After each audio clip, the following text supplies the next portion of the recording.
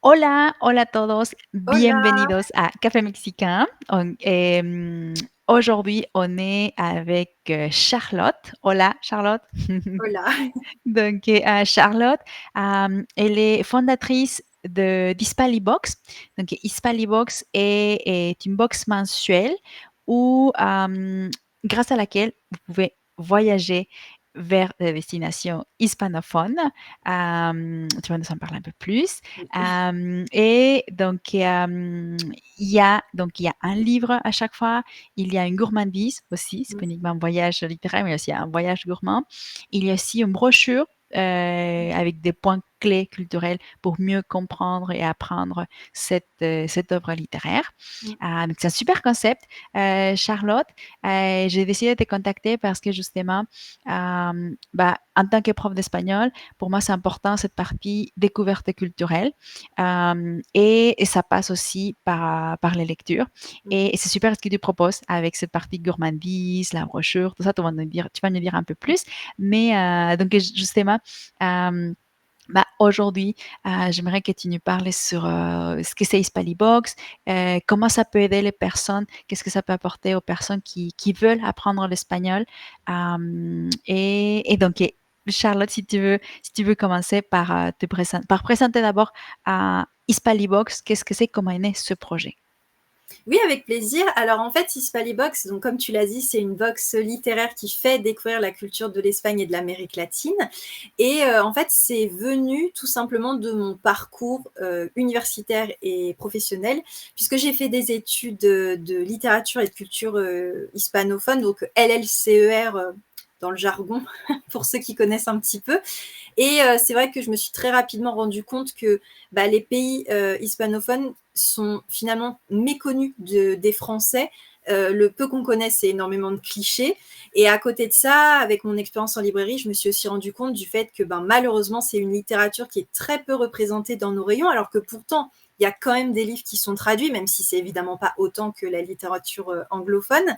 Et c'est vrai que l'idée a commencé à germer dans mon esprit de me dire il y a quelque chose à faire. Et comme les box par abonnement commençaient à fleurir et à bien fonctionner, ça a fait un peu tilt et je me suis dit pourquoi pas tout regrouper et proposer quelque chose dans ce sens-là. Voilà.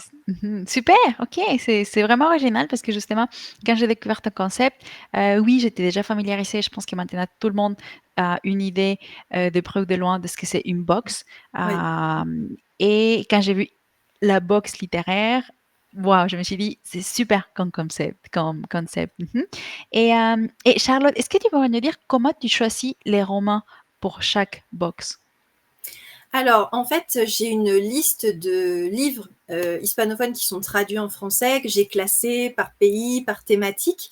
Et selon mes envies, selon aussi ce que j'ai déjà fait, parce que au fur et à mesure du temps, faut être un peu plus carré pour pas trop revenir tout de suite sur un pays et Mhm. laisser un petit peu de temps. Et donc, en fait, je vais plus y aller au feeling, tout simplement, de quoi j'ai envie pour le mois qui vient. Donc, si c'est un livre que j'ai déjà lu, je le relis pour me le mettre en tête. Et si je ne l'ai pas lu, je le lis.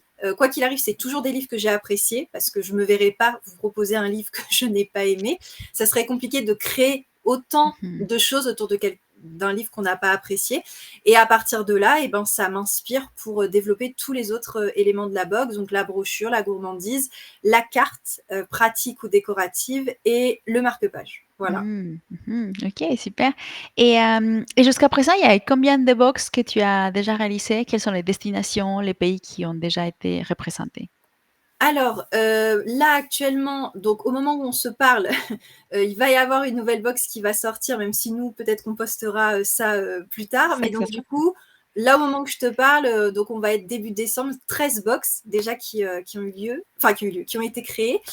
Donc j'ai voyagé donc en Amérique latine, au Mexique, au Chili, en Colombie, en Amazonie, côté Équateur, en Argentine, à Cuba, au Venezuela, et là, on va partir en Patagonie.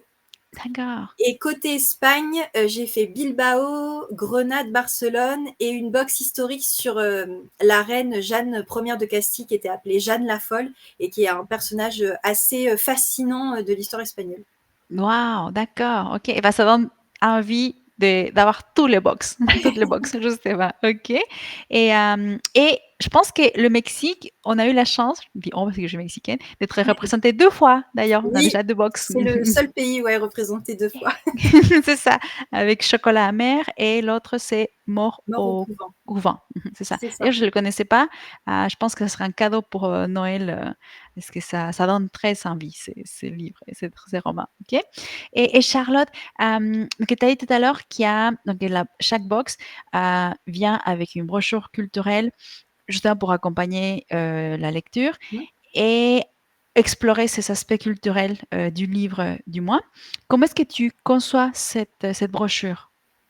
Alors, je me base vraiment sur le livre, c'est-à-dire que tout au long de ma lecture, je vais relever des éléments culturels qui me paraissent intéressants et au moment de créer la brochure, bah, je fais, du tri en fait, dans les thématiques que j'ai le plus envie d'aborder ou qui me paraissent vraiment les plus pertinentes par rapport au thème du livre et à partir de là et bah, c'est des heures de recherche pour, concevoir cette brochure. L'avantage, c'est que de par mes études, moi, j'ai vraiment, une formation de chercheuse littéraire donc, bah, finalement, c'est une continuité de ce que j'ai fait pendant 5 ans et que j'applique aujourd'hui. D'accord, OK. Mmh. Et si on va un peu sur les côtés gourmands. Mmh. Donc chaque box a aussi, Oui. c'est ça, un bonbon qui vient du pays, qui est mis à l'avant. Est-ce que tu peux nous mettre un peu, l'eau à la bouche et nous dire quel bonbon, quelle gourmandise on a déjà retrouvé, on peut retrouver dans les box?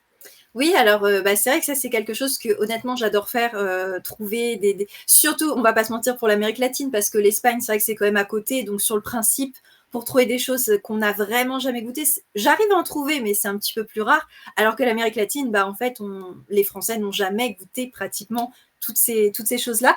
Donc en fait, quand je dis gourmandise, ça va vraiment c'est assez large. Ça va vraiment, comme tu dis, bah, du bonbon. Donc par exemple, pour la boxe argentine, j'ai proposé un bonbon au dulce de leche. Mmh, Bah, mmh. j'ai fait j'en ai préparé un peu par là pour Super! qu'on puisse Mmh. voir. Donc là, c'est un petit, voilà, un petit bonbon, tu vois, il y a Mmh. marqué leche, Mmh. qui c'est vraiment une tuerie. Je peux pas dire autrement. C'est délicieux et ça permet vraiment de goûter ce qu'est le dulce de leche sans forcément acheter un gros pot parce Mmh. qu'on peut se dire: «Bah, si j'aime pas», donc Oui. voilà, donc il y a des bonbons comme ça. Après, il peut y avoir aussi des biscuits, vraiment. Donc là, par exemple, donc on va aller sur l'Espagne avec un mantecado, Mmh. qui est une enfin, c'est un sablé, en fait, un biscuit sablé qui est vraiment typique de l'Andalousie et très typique de la période des fêtes de fin d'année. Donc là, par exemple, il est au citron et j'ai pensé à toi parce que j'ai quand même sorti un mazapán. Ah! Mmh, très bon. Donc, bah, gourmandise, mexicaine par excellence qui est à base de poudre de cacahuètes et c'est vrai qu'il y a une texture, c'est ultra fondant en bouche. En fait, on s'y attend pas du tout, quand on le voit comme ça C'est ça, oui, oui. et après j'ai aussi fait une box avec un snack. Donc là, on était vraiment plus sur le salé. Ça fait un peu de bruit. C'est, des chips de manioc, voilà. Waouh! OK. J'aime beaucoup en plus le packaging là avec la petite Ah dame, oui, c'est ça très fait joli. beaucoup, les Andes quoi, le côté andin, parce que, donc c'est dans la box Amazonie parce que comme c'est Amazonie côté équateur et que le manioc c'est, ben, l'un des aliments phares de la gastronomie, équatorienne, je trouvais que le clin d'œil était, voilà, était sympa et il peut y avoir aussi des gourmandises, plutôt à boire et bah, typiquement là, pour la box Patagonie, il y a, du maté, Mmh. forcément. Mmh mh. Qu'on peut faire infuser. Donc là, on va pas être vraiment sur le côté gourmand, mais plus sur le côté, découverte des saveurs que nous, on connaît absolument pas, en France. Voilà. Waouh, c'est super intéressant parce que bon, déjà, il y a la découverte culturelle avec le livre, Mmh. mais en plus, il y a heu, cette autre sensation Ouais, ce vécu gustatif, gastronomique. C'est génial, super, merci. OK. Et et alors, on va aller un peu plus justement sur le Mexique, parce que bon, Oui. tu es mexicain et tu nous as dit donc qu'il y a eu 2 box, une avec chocolat amer, como agua para chocolate, Ouais. et l'autre avec mort au couvent, Mmh. muerte en San Jerónimo. Est-ce que tu peux nous parler un peu plus de ces 2 romans, de quoi ça parle, si Oui, jamais bien sûr. quelqu'un a envie justement de les découvrir? Bien sûr. Alors, chocolat amer, bon, bah, là tu me contrediras pas, immense classique de la littérature mexicaine contemporaine qui, je trouve, permet vraiment de condenser tout ce qu'est la littérature latino-américaine et plus précisément mexicaine et vraiment la culture mexicaine, puisque bah, c'est un roman qui fait découvrir le réalisme magique, qui se passe au début du XXe siècle, au moment de la Révolution, donc il y a tout cet aspect-là, et aussi tout le côté culturel, et particulièrement gastronomique, puisque ça se passe beaucoup dans une cuisine, donc il y a beaucoup de recettes de cuisine, et on est vraiment immergé là-dedans, et où on suit en fait une jeune fille qui s'appelle Tita, et qui est enfermée dans les traditions familiales, et selon lesquelles, vu sa position dans la famille, elle doit toute sa vie s'occuper de sa mère et n'a pas le droit de se marier. Or, le problème, c'est qu'elle est folle amoureuse d'un jeune homme qui s'appelle Pedro et qui va malheureusement épouser sa sœur. Et on va suivre un peu comment elle va affronter ça toute sa vie. Et on se demande jusqu'au bout, est-ce qu'ils arriveront un jour à être ensemble ou est-ce que vraiment les traditions familiales auront le dernier mot. À Donc suivre voilà, pour savoir. c'est À ça. lire. Et d'ailleurs, apparemment, alors je ne sais plus, je crois pas que ce soit Netflix parce que je ne sais plus à force, mais ils sont en train de réadapter en série ou en film, je sais plus. Série, série, oui, oui, Voilà, j'ai c'est vu ça. parce qu'il y a le film, tout Oui, à voilà. fait, il y a les films de 1982 qui sont aussi un classique Mm. du cinéma. Ouais. Je le conseille aussi. Souvent, il y a, je pense que, enfin, toi en tant que libraire, tu dois avoir, tu sais, c'est le débat, est-ce que le film est le meilleur que le Oui, livre c'est et ça. vice-versa. Mais là, je trouve que pour le film de 92, Como agua para chocolate, et le livre, je pense que les deux se vaut. Et la série, donc là, du coup, c'est une série Oui. qui est en train d'être faite, c'est HBO. Ah voilà, c'est ça. Je Mhm. savais que Et c'était oui, pas Netflix c'est parce que tout récent. Netflix sort tellement de choses en ce moment entre 100 Mhm. ans de solitude, Pedro Paramo. C'est ça. Et là, il y avait Mhm. ça, mais je savais que c'était pas Netflix. Donc bon, voilà, du coup, les personnes qui l'ont jamais lu peuvent aussi regarder en disant je connais l'histoire. Et alors par contre, du coup, le deuxième livre, là, donc c'est Chocolat amer, c'est la toute première box que j'ai fait pour Hispalibox. C'était très symbolique pour moi parce que c'est un roman que j'ai adoré. Et donc là, bah, on était presque un an après, donc j'ai sorti une deuxième box sur le Mexique. J'ai laissé passer quand même un petit peu de temps. Et j'ai choisi un roman qui justement est pas du tout connu, d'un auteur donc, qui a décidé de faire une trilogie. Donc là, c'était le premier tome, mais ça se lit indépendamment. Hein. C'est Mhm. pour ça aussi que je l'ai Mhm. proposé.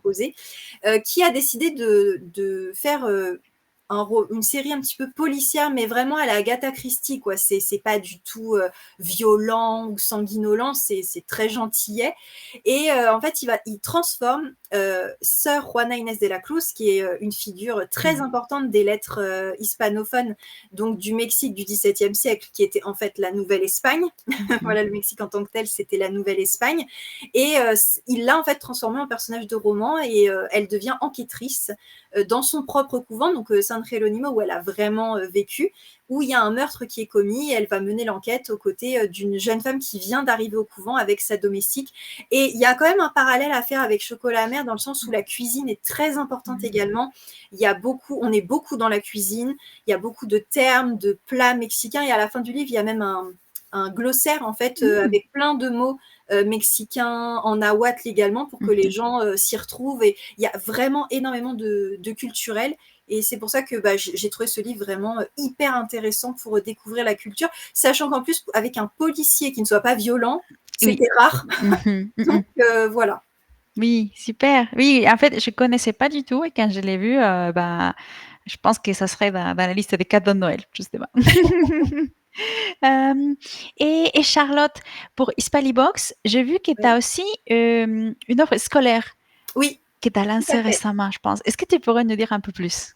Oui, tout à fait. Alors en fait, c'est vrai que quand j'ai lancé Hispalibox, je pensais pas forcément travailler avec les scolaires et c'est les profs d'espagnol qui sont venus à moi en me disant: «Mais votre concept, il peut totalement s'adapter, pour des élèves» et on a vraiment construit un peu l'offre ensemble avec les profs pionniers, on va dire et du coup, là, pour la rentrée 2025, j'ai vraiment proposé quelque chose de très carré, de par l'expérience que j'ai eue là pendant plusieurs mois.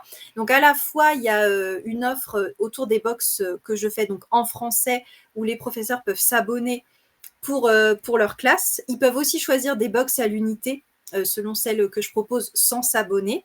Et la grande nouveauté, c'est que je propose également deux box en espagnol, donc vraiment 100% en espagnol avec les livres aussi en espagnol, Pour l'instant, c'est réservé vraiment qu'aux profs, parce que comme je suis toute seule, je peux pas encore proposer de l'abonnement pour les Mmh. particuliers, mais au moins pour les professeurs, vu qu'ils l'attendaient vraiment, j'ai essayé de pouvoir proposer ça.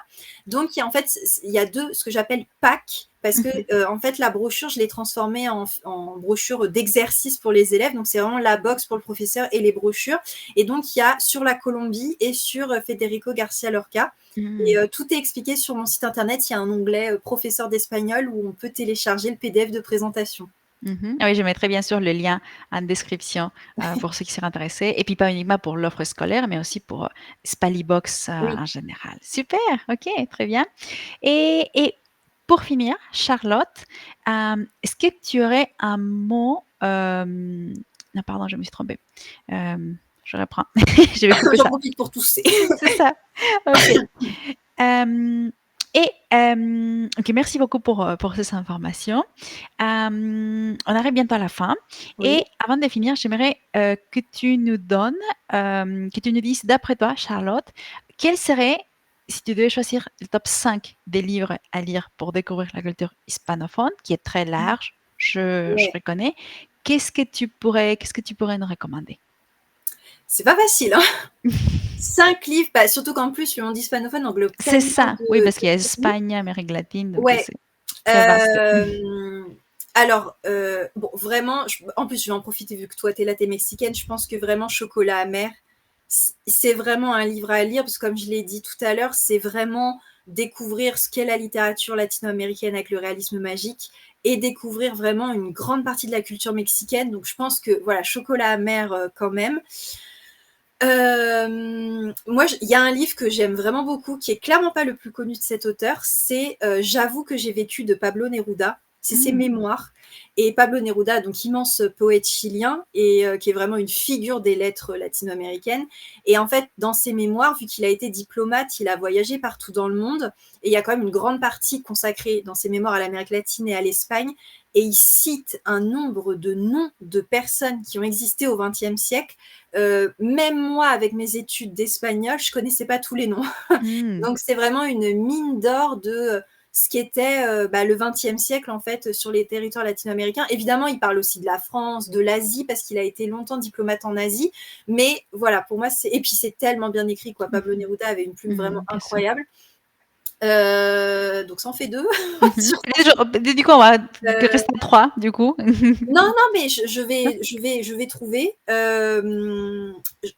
Après, bon, si je me base aussi sur mes box, parce Mmh que mh. c'est aussi comme ça que je les ai pensées, je pense que une des thématiques qu'on connaît quand même depuis la France, c'est le conflit armé en Colombie. Tu vois, si je dois parler un peu des grandes thématiques, et je dois reconnaître quand même que L'oubli que nous serons d'Hector Abad, c'est vraiment en fait, je présente la box en disant c'est un instantané de la Colombie des années 60 à 80. Et en fait, en lisant ce livre, on apprend tellement de choses sur la Colombie de ces années-là qui, bah, clairement, ont fait de la Colombie ce qu'elle est aujourd'hui. Et je pense que c'est un livre qui est très important d'un point de vue culturel aussi à découvrir. Et c'est aussi un classique contemporain. Je le compare souvent avec Chocolat amer aussi, même si c'est pas le même genre de littérature. Et alors après, si je vais passer un peu sur l'Espagne quand même, pour pas oublier Oui. l'Espagne, sincèrement, je pense que c'est enfin, en plus c'est une série, il y a 7 tomes, donc là on a de quoi faire. Le Capitaine à la Tristée Mmh. d'Arturo Pérez Reverte, je sais pas si tu connais. C'est vraiment pour moi, en fait, chaque tome va présenter un aspect du siècle d'or espagnol. Donc, par exemple, le premier tome, ça va être la culture. Le deuxième, c'est l'Inquisition. Le troisième, c'est la guerre de Flandre. Des Flandres, je ne sais plus comment on dit. Mais c'est vraiment découvrir le siècle d'or espagnol qui a clairement été la période historique la plus importante pour l'Espagne. C'est comme Louis XIII, Louis XIV, Louis XV pour nous en France, quoi. Et je pense que c'est une période qui est vraiment à connaître, et on suit du coup un personnage qui c'est un peu une série de KPDP, quoi. Et bah voilà, j'aime beaucoup. Et alors je retrouve un cinquième. euh, Bon, tant pis, désolée, je vais rester sur les box et sur C'est ce pas que tu grave. OK, non, mais parce que c'est plus facile pour y oui, c'est réfléchir. ça, oui. Et en plus, tu as déjà fait une sélection, justement, Ouais, en voilà, fait. c'est ça. Je dirais quand même, aussi, Cuba, forcément, avec, Poussière dans le vent de Leonardo Padura, parce que Padura, c'est un très grand auteur cubain contemporain et Poussière dans le vent, alors j'ai conscience qu'il peut faire peur parce qu'il fait 700 pages. Moi-même, les gros livres, souvent je me dis: «Ouh là!» mais c'est vraiment une fresque qui est incroyable sur les années 90 à Cuba. Ça a été des années, mais nous, on se rend pas compte en France, mais qui ont été, extrêmement violente pour les Cubains parce qu'ils ont été touchés de plein fouet par une crise économique, mais sans précédent, comparable un peu à ce qu'ils vivent à l'heure actuelle, sauf qu'à l'époque, en plus, ils n'avaient même pas le droit de s'exiler et de partir du territoire.